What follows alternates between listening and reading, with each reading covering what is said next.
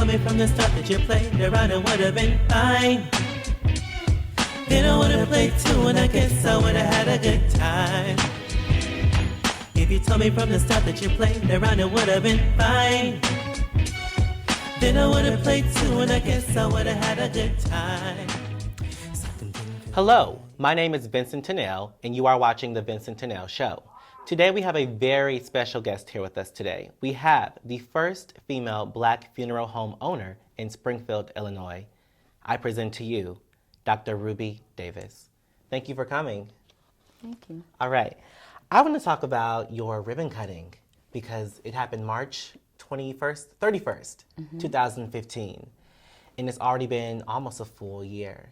So what has your journey been like so far? So far, it has been amazing. I have serviced a lot of families up until this point, and I hope to continue to do that. The journey has been pretty much like I suspected it would be. I have enjoyed it every step of the way, family after family after family. So how did you get your start in this business? I started back in 1998 when I was in Chicago. I was at Malcolm X College. That's where I pursued my career as being a funeral director and embalmer. I went to Malcolm X College for 2 years and graduated. After I graduated, I attended one of the biggest funeral homes in the city of Illinois that I know of. It was called Gatlin's Chapel, and that's where I got my training. It was a big facility where we serviced pretty much about 25 to 3,000 families per year, and I loved it. Okay. And so you also did some service at Walker Funeral Home? Yes, I did. Okay. When I first relocated from Chicago, after living there for years, I started out at Walker, and I did work at Walker for the past 4 years, and I loved it. I enjoyed every moment of it. I got familiar with the community, and I listened to what my families was wanting, in a funeral service, and I just decided to put that to use. You know, it's kind of weird, I don't want to say weird, but peculiar that one would want to go into this profession. As a child, like, what were your childhood dreams? How did you kind of stumble upon this? Well, as a child going to school, you really don't know what you want to be because you're influenced by a lot of people. But as you get older and a little wiser and things happen in your life that kind of stir you in a direction of curiosity. And that's what happened to me. At a very young age, my family was in a car accident, and I didn't like the way that my mom and sister was laid to rest. So I was curious. I was about 17 at the time, and I always wondered, what did they do in the background to make them look the way they look? So as time went on, I decided once I was old enough to pursue that career that I would do it. So I started out. I got my cosmetology license so I would know how to apply makeup, do the hair, and just be familiar with everything. I started small because to be a cosmetologist, in my eyes, was just a starting point. Right. And then once I got my license as a cosmetologist, I decided to pursue my career as a funeral director and embalmer. And at the time, I didn't know of any schools, so that's when I relocated to Chicago, and I was told to go to Malcolm X College. Once I went to Malcolm X, I got accepted into the program after 1 year, and the program was 2 years. And after the program, once you graduate, you have to do an intern, which is apprentice, under a licensed funeral director and embalmer before you can become licensed. And that's what I did at Gatlin's Chapel. Okay.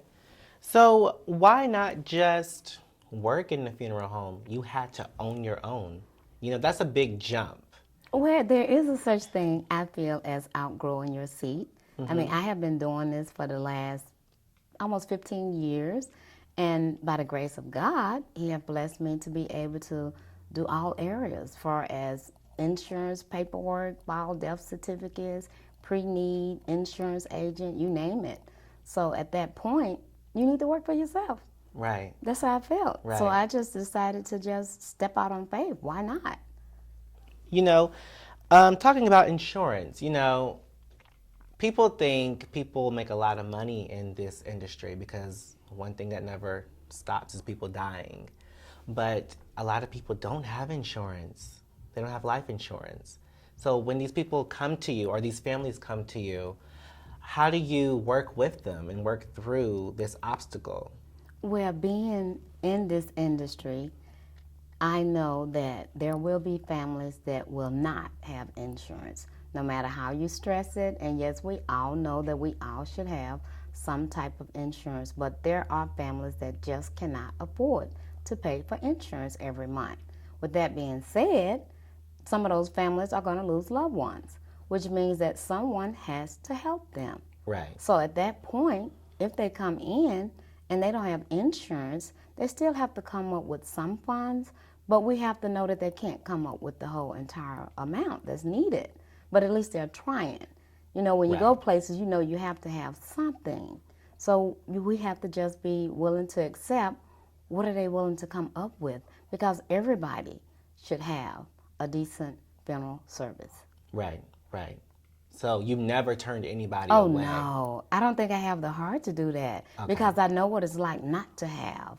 You know, and at some point in time, we all go through those stages in life where we don't have, but we need. Right. So we got to be willing to help the ones that don't have, because we're going to have people that won't have it forever. And you have to be willing to help those people because they need help as well. Now, looking at your website, you do have plan ahead services. Yes. So people can basically plan out their funeral? Yes, they can come in. They can select everything the way they want it, even down to the newspaper obituary, how they want it read, their order of service, which cemetery. They can come out and pre-plan every single thing. And the key to that is once you come in and select your funeral arrangements, you do have to put a deposit to lock in the cost. You can't just select everything and walk away. Right. You know, because that's like a wish. Yeah. You know, you need a pre-need, so you need Yeah. to put a little bit down just to plug in the cost, because everything goes up every year. Right. Everything goes up. Yeah. And so cremation is a thing people kind of shy away from, but it's a cheaper option. Why do you think people don't like going that route?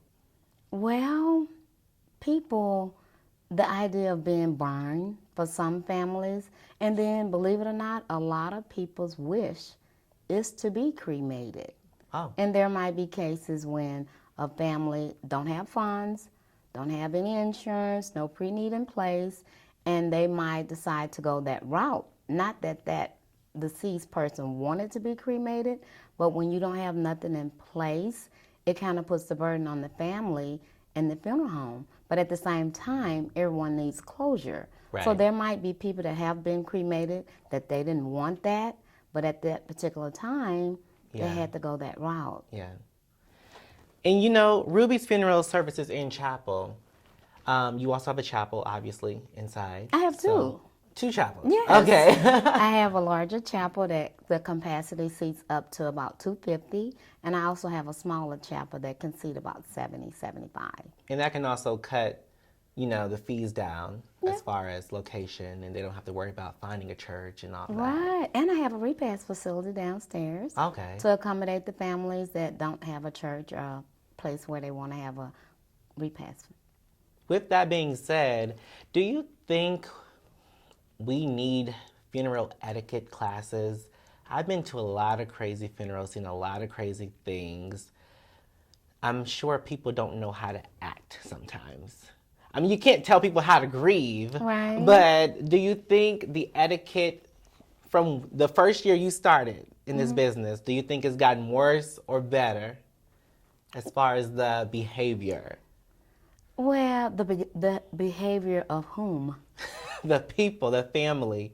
Well, see, that is one thing that Or friends, is kind of out of our control. And as far as the classes, you really can't give a class for that. If the families were to just follow the directions of the funeral directors in charge, I think everything would go okay. Because anywhere you go, you do need instructions. Yes. You need people to tell you, you know, what you should be doing and should not be doing. And if everyone would just follow suit, I think it'll be okay. I think sometimes people get up there and talk a really long time and know they only have 2 minutes, and they keep on talking as if they have no conscience of we're on a schedule, this costs money. And one way to limit that is I notice that a lot of families, when it gets to that portion in the program, they designate the ones they want to speak. You know, if it's a big family, you might designate 1, 2 people that can speak for everybody versus just opening it Right. and saying 2 minutes, please, because we know you can't say a lot in 2 minutes. Yeah. So limit the number of people instead of the number of minutes. Right. Okay, I get it. So where would you be if you weren't in Springfield?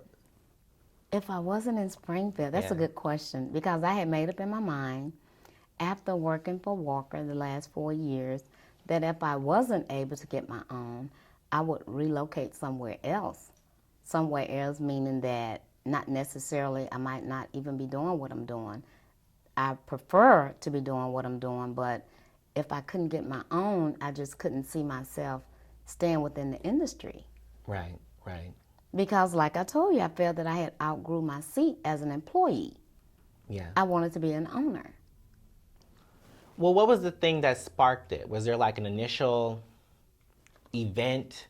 Did someone say something to you the wrong way? No, I had pursued my education, and when I started back to college about 7, 8 years ago, I was to obtain my bachelor's degree. I had made up in my mind that I was going to complete all of my education. I was going to get the highest degree that one can get, which is a PhD. When I obtained my PhD in 2012, I knew at that point I had to make a decision. Did I want to just sit with my PhD and continue to be an employee, or did I want to open a business? And of course, I wanted to do something that I love to do. I didn't want to leave the funeral industry for the simple fact that, to me, that's my passion. It doesn't feel like a job to me. I love what I do. I've been doing this for years. I even tried to resign from this and had to come back to it. That's how I knew that this is what I should be doing. Yeah. So after I put all those years into school, it's time to make a decision. Okay, now what am I going to do? So that's when I decided that the best thing for me to do was to branch out on my own. Do you feel like you've encountered obstacles you wouldn't have encountered if you weren't African American in the city as a business owner? Well, kind of. A little bit, I would say, yeah. Yeah, some just few right now, since I haven't been open quite a year yet. Of course, I'm sure there's going to be more obstacles down the road, but so far, I have no regrets. Okay. Because nothing that you decide to do is going to be easy. Right.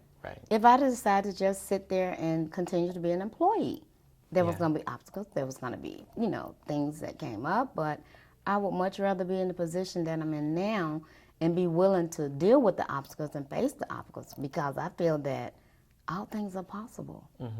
As long as you just believe in yourself. Right. Because the good is always going to outweigh the bad. Okay. I believe it. Yeah. Your motto is a place to celebrate life. Yes. Okay. How'd you come up with that? Well, even though you've lost a loved one, and yes, you're going to miss that loved one, but we still have to celebrate, because number one, they're not coming back. We have their memories to keep us going. So we celebrate that. That's why I feel that everyone should have some type of closure, whether it's a memorial service, a regular funeral service. Everyone needs service. That's the celebration. You're celebrating that your loved one have gone on, and the family still needs to celebrate. Okay. Because I always said when I pass, I don't want anything. I don't want a memorial. I thought it would be harder on the family to put them through the memories and the pictures and all that. I think it would be easier just to move on. But maybe I'm wrong. But that's your opinion, and that's okay. Because there are people that come in and they might say, well, he just wanted to be directly cremated, no service, no nothing. We have to honor that. Yeah. I mean, if that's what you really want, put it in writing. Put it Your in next writing. of kin will honor that, and that's okay. Okay. It doesn't make you no different from the other person if that's what you want. Okay. I was just reading that today. I was like, a celebration of life, and I don't want any celebration. And people celebrate in their own way. Most families, they do prefer some type of repast after the funeral service, and they gather amongst each other just to show each other that they love them. That's celebration, because the funeral service is not for the deceased, because they don't have a clue who's at their funeral service. Right. So we're celebrating each other, that we get a chance to see each other, people we haven't seen in years. Right, Of the right. last funeral service. It's a celebration, almost like a family reunion. I love it. So I wanted to ask you about natural hair because it seems to be a thing that's coming back in, and you have a beautiful afro, by the way. Thank you. When people see you, what's their first reaction? Do you get the... Yeah, I get, oh, is that, first I get, is that your hair? Yeah, yeah. And yes, it's my hair. I love my hair. Yeah. What made you go to natural? Well, as I stated, I am a cosmetologist, and I know how to manage natural hair, because years and years ago, all we had was natural hair. Right, right. And when I did try the chemicals, it always was bad experience. Yeah, yeah. So I figured go back to just virgin hair, and I've had virgin hair for the last 5 years. Okay. I love it.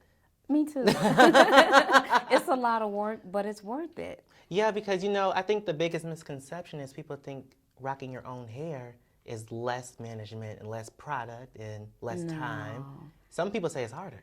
It is. It's a lot of work. I have to allow time to get my hair together in the morning. I can't just get up and go. Right. But it's my hair. So I set that time aside. Do you think wearing natural hair, I mean, it sounds so funny, but now it's like a revolutionary act because people wear weaves for so long. Yeah. Now it's almost like courage to do your own hair, to wear your own hair. Because some weave can damage the hair as well as braids if you wear them too long. I love braids, don't get me wrong. I wear my braids. My braids is what helps grows my hair out healthy, but you can't wear them a long time. Right. You know, after 3 or 4 weeks, you got to take it out. Take them out and let the hair breathe. And I believe in good hair care. I like taking care of my own hair. Yeah, yeah. It's weird. I don't meet too many people who want to grow up and do this, but and most of them seem to be weird. Well, You know what I mean? You're not weird. Like a lot of morticians, they're like socially awkward. They never do an interview. really? Yeah. Well, I just look at it like this. God have put us all here to do something. And everybody can't do the same thing. Right. You know, there are things that I don't think I could do. But when it comes to dealing with your loved one, I just love doing that, making them look good for the very last time, making sure that the family is well pleased, seeing the family walk away and be at peace. You know, that's a good feeling that you've done something right. It's servicing people. That's what it is, and that's why God placed us here. Whether you're the paramedic or the ambulance driver, it doesn't matter. You're servicing people. Okay. And you're located at 1520 East Washington Street. Yes. They can go to your website, www.drrubydavisfuneralhomes.com. Yes. And they can reach you at 217-679-6658. Yes, 24 hours a day. 24 hours a day. Yes, I get all my phone calls. Okay. You're a good one. You're better than me. Do you have any final remarks? No. No? No, I sure don't. Thank you for coming to the show. Thank you. I'm so glad. It was a pleasure. And be iconic. What you do, you can skate around, you can dance around all you want, but eventually you're gonna come right back to forgiveness. Yeah. You got to do it. And so, you know, I like things to move quick. I'm a Virgo. I'm a Mercury person. I like, okay, all right, damn it, let's get it over with. Forgive you. I forgive you. I forgive you. Oh, forgive him. Let's come on, let's work it out. Let's just forgive. Oh, yeah. That wasn't working. Wasn't working.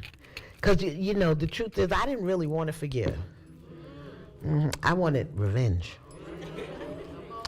Payback. Or at the very least, my house. You know? I knew I couldn't have my daughter back, and I was, you know, my pride wouldn't let me want him back, but could I at least have the house?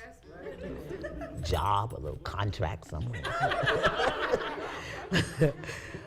Oh my God.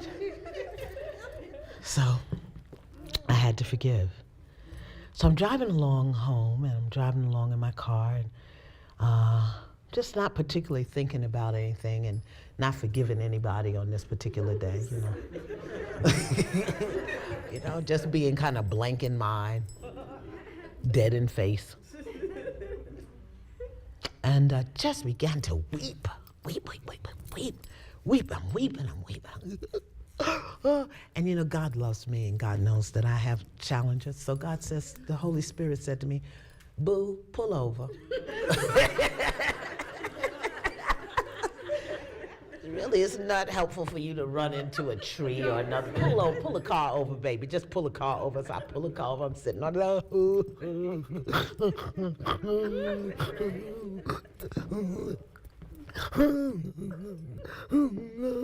Why am I crying? I'm crying because I'm happy. I'm happy. Oh, this don't feel happy. And then I was like, wow, yeah, I do. I'm just at peace.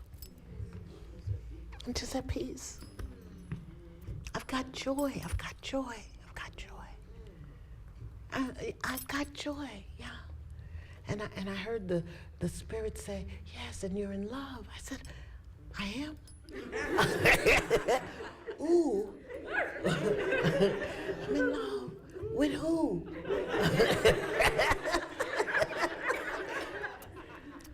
With her. Her. Did I switch sides? Who is she?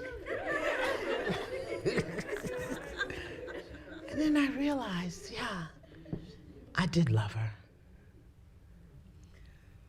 Because she made him happy. And when you really, really love somebody, you want them happy, whether they're with you or not. And she made him happy when I didn't. She made him happy when it wasn't important to me for him to be happy. I was so busy trying to heal and fix my own self. I loved her because she put a smile on his face. Because I was flying around trying to heal y'all, leaving my husband at home by himself, and it made him miserable. And she put a smile on his face. I loved her for that. I loved her because she gave him a place to be when I wasn't home. What they did there is not my business. But I loved him. And so I had to love her. Amen. And because I had forgiven, my heart was just open. And in that moment, I was just in love. And I loved me because I never gave up on myself. And I loved me because I could look at me, my good, my bad, my mistakes. I loved me because I wasn't afraid to say, Yamla, you need to work on that. I loved me because there were people in my life who loved me, who knew that I had rough edges. People like Jamea, my daughter, people like my prayer partners, like Reverend Andriette and Shahira and Raina Bundy, people like Blanche Richardson. Blanche Richardson wrote me a note on October 23rd, 2006. And the title of that note was, You Are Yamla. I still have that note. I loved me and I loved her. So there on the side of the road, I learned the power of forgiveness. And it was there, that day, sometime in 2007, that I knew I had to write this book. And I had to stand transparent before the world. That somebody has to be a demonstration to us that who you are, just as you are, and no matter where you are, is okay. And that you can take those pieces of where you are right now and have peace with them. Somebody, and if it has to be me, oh well, oh joy, oh rapture, has to be a demonstration that we're not put here to suffer. And that so many of these things that we demand and that we require, we don't need at all. That this is a journey, that this is a process, that this beautiful thing that we call life, that we make it far more difficult than it has to be. I gave up that beautiful, great big house that I had put hundreds of thousands of dollars in, you know, and now I live on 30 acres of land, and I have a raccoon who lays out on my front lawn, and squirrels and deer and fox and a sweat lodge.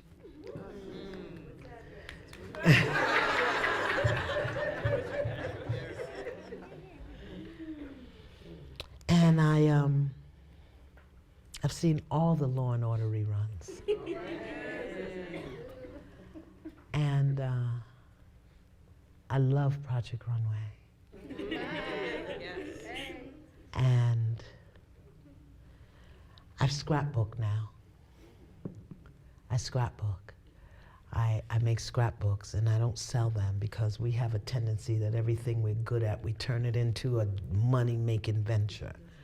I make scrapbooks because I love it, and I'm really, really good at it. And I make soap. My father was a herbalist. My grandmother was an herbalist, and I learned about herbs when I was very young. And it's something I've never put to use. And so now I cultivate herbs, I buy herbs, I bake them, I cook them, I mash them with my own hands as I pray over them. And I pray over the water. And Jamia was an aromatherapist, and she left me all the formulas for her products. And so I make soap. And everybody wants me to sell it all over the world, you know? But you know what? I bring it with me wherever I am. And if you want to buy some, you can, and if you don't, oh well. Because the love and the joy I put in there, I can't mass market it. And I won't. And I'm at peace. And I still look good, and I'm at peace.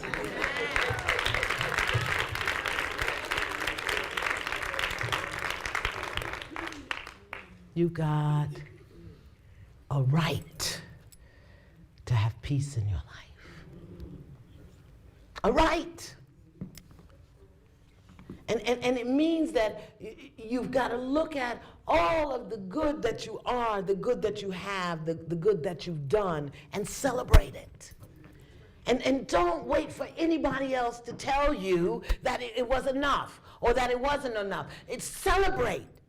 Celebrate you and what you've learned and what you know and who you are and what you have and what you don't have and what you gave up and what you lost. You've got a right to have peace. You got a reason. You got a reason to have peace.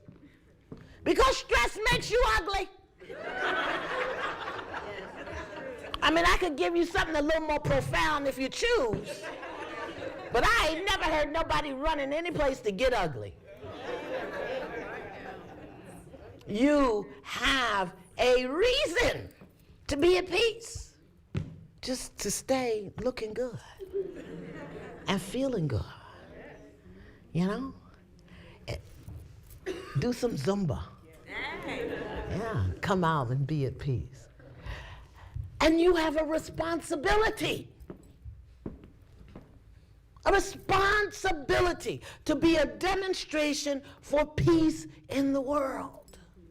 Look at our world. Look at our children. Look at our sister women. Look at our men. Where's the peace? Where's the peace? And it's not something we can wish for. It's not something that we can just speak about. You know, you've got to know the process. There's a process to it. And so my reason now for doing what I do in the world is to teach people the process of peace.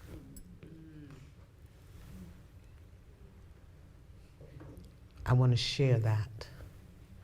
And I don't care if I'm on television. I don't care if I'm on the radio.